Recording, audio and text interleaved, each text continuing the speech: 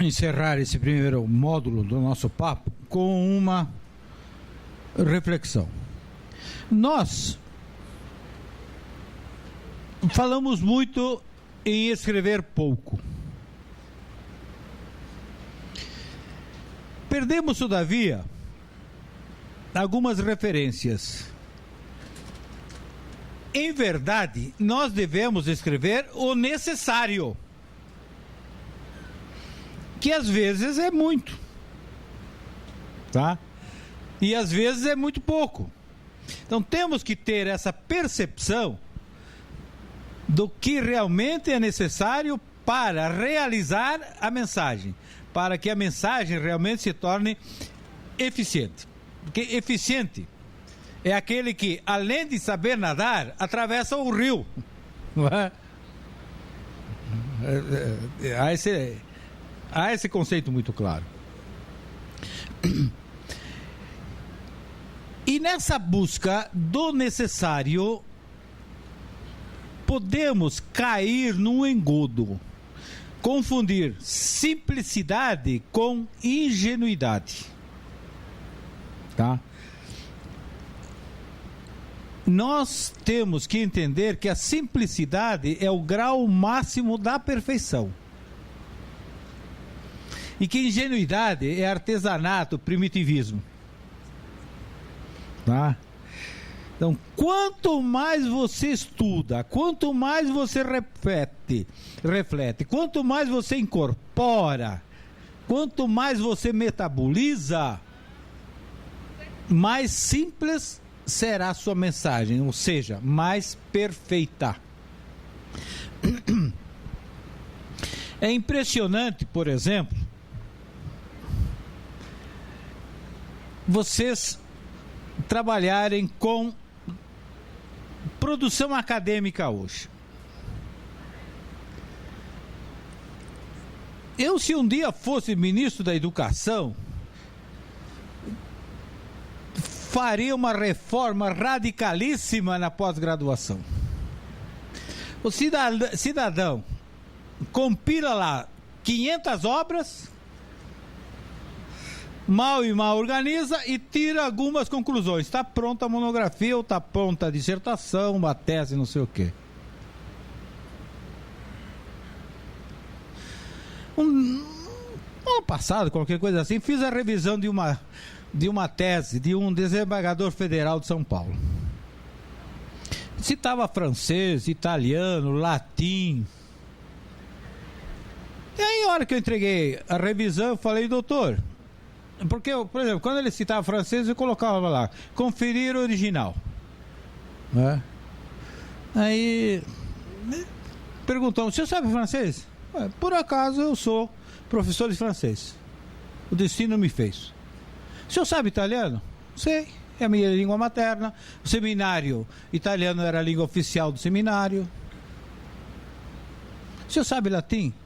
Por acaso, no seminário, estudei latim. E fui professor titular de latim na Universidade Federal, na Universidade Católica. Né? Quer dizer, e ali entramos no espanhol, mas há uma irresponsabilidade nisso. Eu não sei quando as pessoas vão acordar. As pessoas... Em Campo Grande, um juiz começou uma sentença com o punctus pluris da discussão, sei lá o quê. E como era muito meu amigo, um dia eu encontrei no fórum e falei, doutor, hoje ele é desembargador.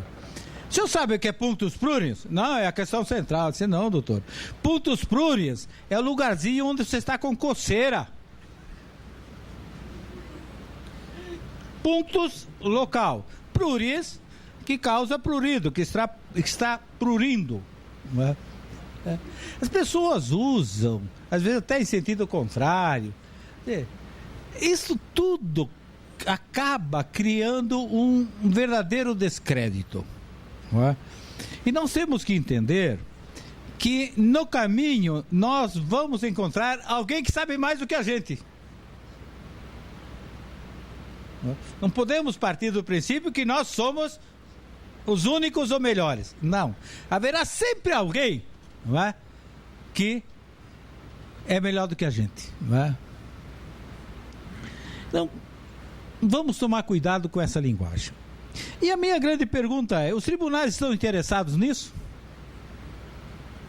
Não é? O fato é que se nós, servidores, não metermos a mão, como aqui no Paraná, os tribunais continuarão como estão. E é impressionante essa falta de sensibilidade. Eu, lá em Minas Gerais, estive ano passado, fiquei uma semana no Tribunal de Justiça, criei um mal-estar quando chamei o banco de dados deles lá e comecei a procurar. Por exemplo, crime hediondo. 13, 14 mil ocorrências. Aí, refine a pesquisa. Eu já desisti, já saí. Só busca geral. Uma comparação politicamente incorreta. É o samba do crioulo doido, em que Tiradentes casou com a princesa Leopoldina. Loucura total. Tudo aquilo que a Giovana falou deve ser refletido. Estatística é estatística. Né? Ou como diria um professor de Minas, é ficção matemática. Né? Ou, como dizem as más línguas, estatística é como biquíni, só mostra que não importa. Né? Mas o fato é que uma estatística bem analisada nos faz refletir. E os tribunais não têm estatística. Os tribunais não têm. São avessos até, porque a estatística é algo absolutamente objetivo, que faz pensar. O fato é que um banco jurisprudencial, e o presidente falou nisso, é o showroom da instituição. É a sala de visita, é a sala de apresentação, é a recepção. Mas não adianta ter o melhor programa do mundo se as ementes são ruins. E agora vamos parar um pouquinho para falar dessa bendita internet. Gente, essa reviravolta tecnológica, que nós resumimos por internet, mas é um universo muito maior, está mudando o mundo. Nós temos que parar de achar que a internet, com essa parafernália, é um outro tipo de escrita. Quando a Olivetti e a IBM disputavam o mercado com a melhor máquina, veio alguém, inventou o computador, acabou com as duas.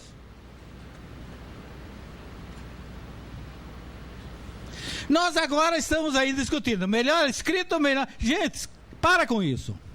Para de fazer revista digitalizada. A internet exige outro paradigma que eu não tenho, mas tenho consciência que tem. Inclusive a jurisprudência que está aí, me perdoem, é ficha de bibliotecário. Me perdoem, bibliotecários. O mundo é outro, os paradigmas são outros. Nós somos incompetentes. A minha geração é incompetente para isso. A de vocês pode ser. Eu, quando tenho uma dúvida no computador, ligo para minha neta, que tem 6 anos. Paulinha, o que eu faço? Desliga o computador e começa de novo. Pronto. É a solução mais simples do mundo. Não é? Não é assim? Liga, desliga e liga de novo. Não é? Celular. O que eu sofri hoje para desligar o despertador foi um monumento. Quer dizer, a minha geração é absolutamente analfabeta digital. E nós queremos colocar os nossos paradigmas. Uma revista eletrônica é alguma coisa que nós não conseguimos pensar. Não é um jornal digitalizado. Nós estamos lá no Instituto Histórico com essa grande discussão. Nós temos um técnico assim bem para frente, bem entendido. Estamos questionando isso. Nós temos que criar alguma coisa que seja a internet. E não aquilo que estava no papel, passar para o mundo virtual.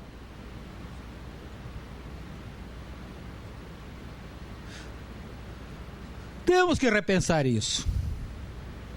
Que o Tesouro seja uma excelente proposta, que esse dicionário sistematizado, e vocês que trabalham com uma área restrita, podem fazer até um tesouro hierarquizado, categorizado, não é? Vocês têm muita facilidade nesse sentido. Por exemplo, um Tribunal de Justiça de Minas ou desses estados enormes não consegue, só se soltar uma bomba e começar tudo de novo, não é?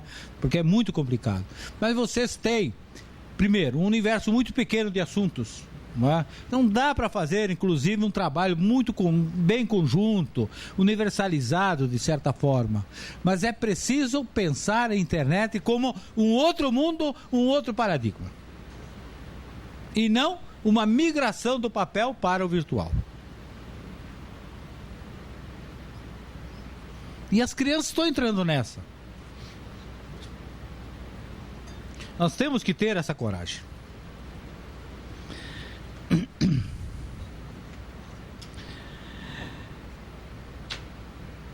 Próximo assunto.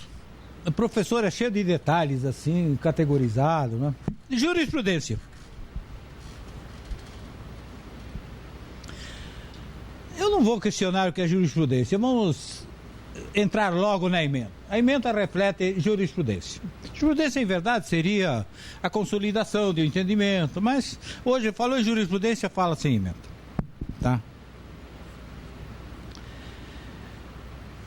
Também não vou trabalhar como fazer emendas, que não é o objetivo do curso. Tá? A emenda tem lá partes acessórias, uma parte essencial e uma parte integrante. A parte essencial da natureza é o dispositivo. As integrantes são aquelas informações impostas até pela ABNT, relator, comarca de origem, sei lá, o município, número, natureza, etc. E partes acessórias, por exemplo, a verbetação. Eu gostaria, deixando isso de lado, gostaria de insistir o seguinte: só pode existir ementa se ocorreu decisão. TRE, cadê o TRE do Paraná? Aqui, ó. O TRE coloca lá: estando a documentação em ordem, homologa-se a nomeação do escrivão lá na comarca. Lá. Gente, não houve decisão, então não há ementa. A ementa, então, pressupõe uma decisão, e uma decisão pressupõe a discussão de pontos controversos. Se nós seguirmos a lógica, há uma inicial, há uma resposta, há o estabelecimento de pontos controversos, tá? Tanto na resposta, no pedido, na inicial, como na resposta, há um pedido.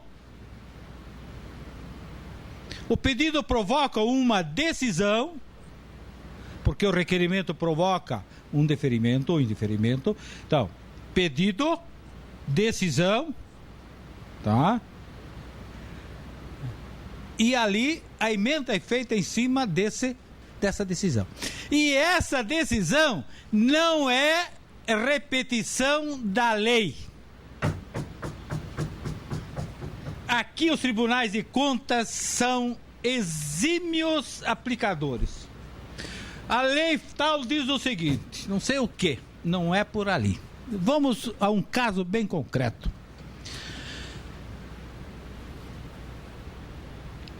O Antônio está subindo por uma rua de mão única, e está na faixa direita.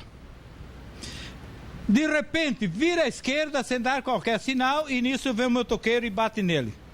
Então, nós temos o seu Antônio, a rua 13 de Maio, na altura da esquina jornalista não sei das quantas, e temos um motociclista chamado José, pilotando a moto com placa tal, carro tal. Temos um caso absolutamente concreto, de dados absolutamente concretos. O motoqueiro entra na justiça e pede reparação de danos materiais, morais, sei lá o quê. Arguindo que o motorista Antônio agiu com imprudência, por quê? Porque não deu seta na distância razoável para que ele pudesse manobrar. Tá. Ali vem o juiz e diz: senhor Antônio, o senhor é culpado. O senhor agiu com imprudência. Tá. E aí vem a ementa. É responsável pelos danos, não é?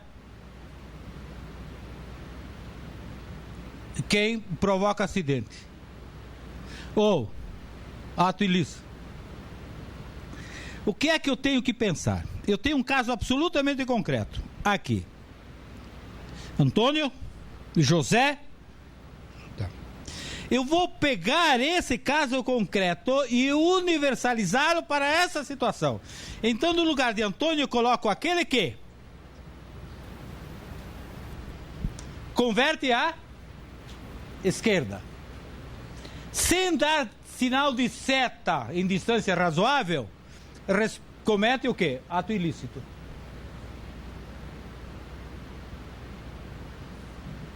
Essa é a jurisprudência. Porque veja bem, o juiz quando julga, decide isso, ele pega a lei lá, aquele que por imprudência ou omissão, ação, sei lá, causa dano, comete ato ilícito, tá? Mas essa é a lei. Ele pega esse fato concreto e trabalha com a lei. Só que a jurisprudência não é a lei. A jurisprudência é a norma abstrata, portanto, que surge, que vai viger entre as partes. Entre as partes, Antônio e José, vai viger uma outra norma. Aquele que converte à esquerda sem dar sinal de seta em distância razoável e provoca dano, comete ato ilícito, por exemplo. Deu para entender? Vocês querem ver um exemplo? Não se recebe recurso intempestivo. É muito comum isso, né? Está lá a emenda. Eu pergunto, se o advogado discutiu a tempestividade, deve ter tido algum argumento, deve ter criado um contraditório, deve ter criado um ponto controverso. Tá? Vamos criar um exemplo prático. Colombo aqui é comarca ou pertence a Curitiba? É comarca. Vamos provisoriamente extingui-la, incorporar a comarca de Curitiba.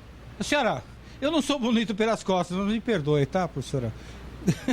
Não, pode ficar, eu volto aí daqui a pouco. É mania de professor e andar, não liga não. Bom, então, o que é que ocorreu? O advogado está com uma ação na comarca de Curitiba. Tá. E ele, para instruir a ação, ou a resposta, vamos dizer assim, sei lá, precisa de uma certidão da Prefeitura de Colombo. Só que no último dia do prazo, lá é feriado. Não conseguiu a certidão. Então ele entra com uma preliminar de tempestividade, dizendo o quê? O prazo está automaticamente prorrogado por mais um dia, porque lá era feriado. Ali o juiz decide. Não justifica. Tá? Então, o que é que ocorreu? O juiz decidiu um ponto controverso. Um feriado, em termos de comarca, provoca o prolongamento do prazo ou não? Tá? Então, ali tem que haver um dispositivo, uma emenda sobre isso. Deu para entender? Certamente. Os senhores são bem inteligentes e o professor é eficiente. Aqui é VaptVu.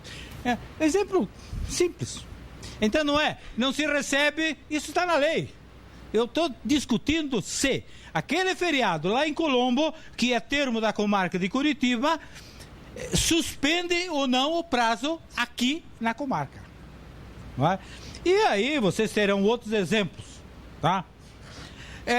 No caso do TRE, por exemplo, não é?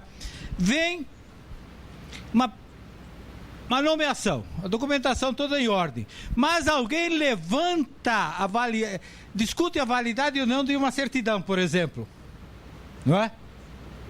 Ou de um documento qualquer. Aí é um ponto controverso. Então a emenda vai sair sobre isso. Recebe-se a certidão, desde que, não é? Que nós não podemos trabalhar como a Justiça do Trabalho, tautologia, Justiça do Trabalho, trabalhar. Não é? Lá é assim, o juiz, no caso lá, o juiz do TRE, do Tribunal Regional, faz a emenda daquilo que ele considera relevante. Para aí, o que é relevante para a senhora pode não ser para mim, não é? Aí você tem, ele julga, ele decide lá 23 itens controversos. Isso aqui é interessante, eu vou fazer a emenda. Nós temos que ter na cabeça que o emendário existe para o outro, não é para mim. Tanto que, aqui quando fizemos o curso, e nos cursos que o ministro sempre fala assim, leia, está muito bonito, mas o outro vai entender? A minha grande pergunta é essa. Ele só tem sentido se o outro atingir, encontrar, entender. Não adianta. Eu tenho um caso comigo muito curioso. Eu, quando fui da Universidade Federal para o Tribunal de Justiça em 80, primeira tarefa, fazer um edital para o concurso em todo o estado, todas as comarcas, todos os cargos. Fiz um edital maravilhoso. Levei para o presidente só elogios. Saiu o Diário Oficial. Aí o juiz telefone, Debrando, o que você quer dizer com isso? O outro. No segundo dia já estava detonando de tanta pergunta. Sentei, refiz o edital. Depois que estava pronto, lembro até hoje, passou na frente da minha sala um motorista de nome Roberto Werneck, que foi excluído do serviço público porque foi à feira com o carro do presidente. Fácil, né? E chamei. Werneck, lê isso aí. Entendeu? Entendi. Aqui, fiz uma sabatina com o Werneck. Esse tá bom. Fui ao presidente, está acontecendo isso. Vamos revogar o anterior e vai esse. Tá bom. Naquele dia, eu aprendi que eu estava trabalhando para mim, não estava trabalhando para os outros. Foi uma sonora lição. Eu estou a serviço do outro, não ao meu serviço. E dali para frente, sempre que alguém fazia alguma norma, alguma coisa, eu perguntava, lê, mas o outro entende? O outro entende? E outra mania que eu acabei superando era o não. Para nós tudo não pode. Né? Eu lembro que entre as várias áreas que eu superintendia estava a biblioteca. E aí veio o diretor da biblioteca, professor, vamos colocar um quadro ali para orientar o cidadão a manusear os livros. E começava assim, não pode, 10, não pode, não pode. Falei, doutora, vamos fazer o seguinte, passa tudo isso para o positivo, aí vamos colocar. Isso seguramente tem 25 anos, até hoje a diretora não voltou. Porque é muito fácil proibir. Nós temos essa mania. Então, vamos começar a pensar no outro. Se não pensarmos no outro, não adianta. Então, veja bem, vamos voltar à jurisprudência. Jurisprudência não repete texto de lei, de regulamento, de nada. Tá? Se tiver que repetir, alguma coisa não está funcionando. Ou o pedido foi mal formulado, ou não é caso de pedido e sim de requerimento. Eu agora, semana passada, dia 10, estou dando umas aulas na Escola Superior de Magistratura e gastei 2 aulas para mostrar ao advogado que está lá no curso a diferença entre pedido e requerimento. Que ele pede, por exemplo, ele requer a condenação da parte, reparo de danos morais, uma porção de coisas. Não, tudo isso tudo que o juiz vai decidir é objeto de pedido, tá? Então temos que ter isso claro. O que o juiz vai apreciar em termos de lei, quer dizer, o direito objetivo, aí é requerimento.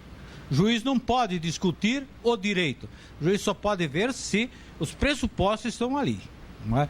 Há umas confusões de conceito aí, uma barbaridade. Mas vamos voltar ali. Então, a jurisprudência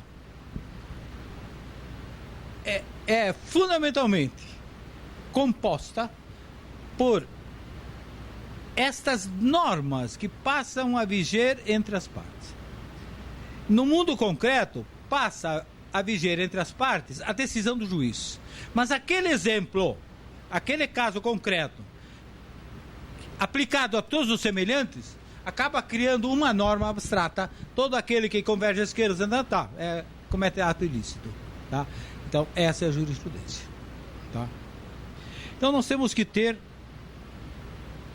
muito cuidado nisso.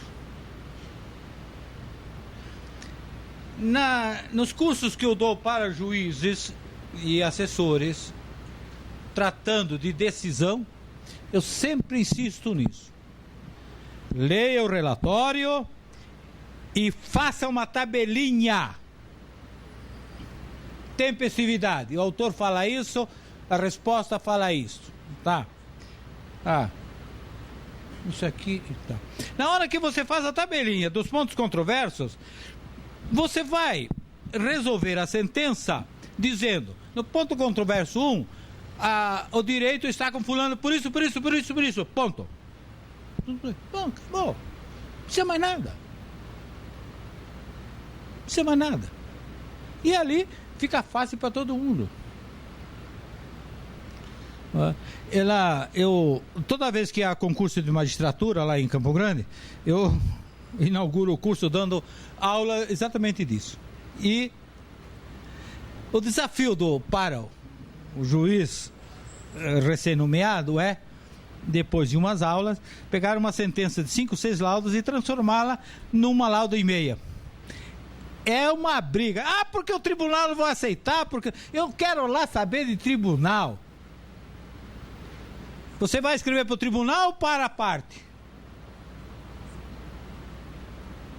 Você vai decidir sobre as partes. Tribunal que se lixe. E tem mais, se eu só sair daqui aprovado na minha matéria, se o senhor fizer isso, senão, esquece. Aí depois eles se convencem que conseguem escrever muito menos com maior eficiência. Não é?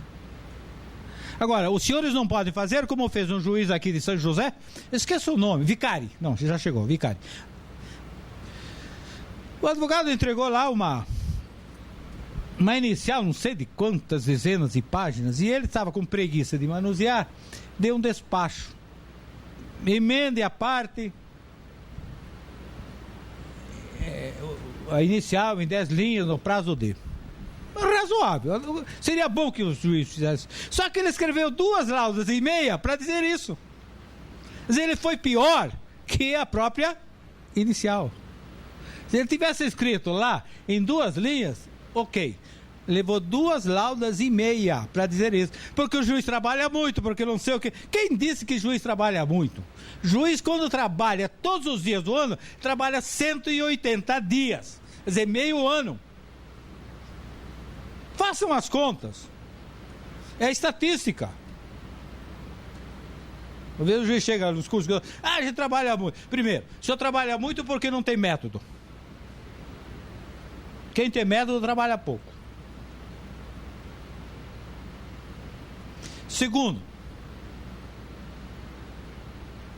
o senhor não trabalha muito não, só 180 dias por ano. Se o senhor não faltar um dia. Não é? Temos que fazer, a estatística é isso. Quantos dias você trabalha? Não é? Como empregado. Eu não tenho tempo. Quem trabalha 8 horas por dia, de segunda a sexta, trabalha 23% do tempo do ano. E o resto? Que você durma mais 23%? São 46%? Você tem ainda 54%? Tá? Não tem que fazer conta. Não é? Então veja bem, nós precisamos começar a ter conceitos claros, mas nós precisamos começar a desmistificar essa ementa. É um tabu, parece mistério, penumbra, enigma. Não, ementa é comigo mesmo, traz aqui, eu faço agora. Não é? E uma observação de passagem que eu faço é que a minha experiência diz que bem mais da metade das ementas, bem mais da metade, não é fiel ao que foi decidido. Então aí é caso de PROCON, propaganda enganosa.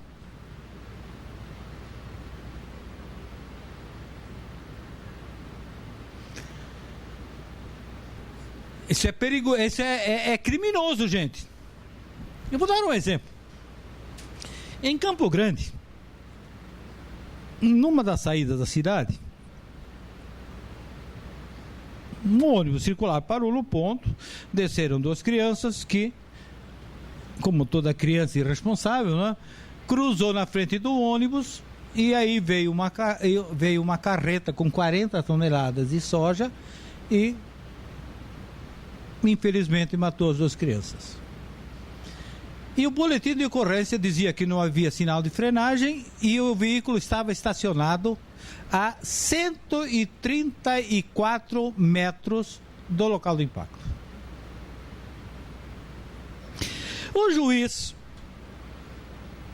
juiz, numa lógica perversa, decidiu o seguinte: veículo que estaciona a 134 metros e meio do local do impacto, certamente estava em excesso de velocidade. Não, isso é lógica cabotina. Mas tudo bem. E condenou a empresa a pagar lá o que devia. Tudo bem. Há o recurso. E sai a ementa dizendo que veículo que estaciona a mais de 100, aí colocou a mais de 145, 134 metros e meio, caracteriza excesso de velocidade. E confirmou a sentença entre aspas. O que a empresa pediu ao tribunal foi só a redução do quantum. O juiz condenou a empresa a pagar um quantum, não é? A título de danos lá, de tudo, não é? E a empresa não discutiu culpa, não discutiu excesso, não discutiu nada. Ela simplesmente disse, olha, consideramos exagerada a condenação. Então, pedimos a revisão do quantum. Agora, pergunta, doutora Giovana, alguém vai encontrar essa decisão? Aí e um dos desembargadores do grupo lá, da turma, era muito meu amigo. Aí eu perguntei, desembargador, e se a carreta não tivesse parado, ficaria como? Não é? Ou se tivesse parado 60 metros? Quer dizer, são coisas malucas. Daí uma conclusão muito importante. Hoje no Brasil, nos colegiados temos muita consoante e pouca vogal. É só de acordo. Tudo consoante. Vogal, que tinha que ler, discutir. Aliás, o Supremo, mesmo com essa educação, às vezes de moleque, não é? Discutindo coisas inúteis, mas está dando exemplo de colegiado no julgamento do mensalão. Quer dizer, não aprenderam ainda a se tratar com fidalguia, é um termo que caiu do uso, né? Com educação, não é? Parte até para agressão pessoal, não é? Isso não devia existir. Mas o fato é que, tiradas essas excrescências, o Supremo está dando exemplo de colegiado, onde não há consoantes, onde há vogais. Não é? Então chamo atenção a esta fidelidade. Esse me parece o grande calcanhar de Aquiles, o grande problema da jurisprudência, é esta infidelidade. Em Mato Grosso do Sul, quando eu fui encarregado de organizar lá a jurisprudência, orientei os funcionários, eu só superintendia. Eu orientei os funcionários, toda vez que você encontrar uma ementa muito diferente do acordo, põe lá embaixo, aconselha-se a leitura do acordo. Vai. E foi funcionando, até que um dia o desembargador bisbilhoteiro chegou e acabei trem, por que coloco esse trem aí? Nesses casos. Não. À tarde já veio uma ordem da presidência, não colocar, tirar. Deletamos tudo. Quer dizer, um serviço que você presta ao consumidor, um alerta muito discreto, não é? Sugere-se a leitura do acordo, para não dizer que aquela ementa não tem nada a ver com o acordo, não é? Nós tivemos casos lá no tribunal de ementas absolutamente contrárias à decisão. Tanto é que vocês falam, a ementa a favor ou contra, como você quiser.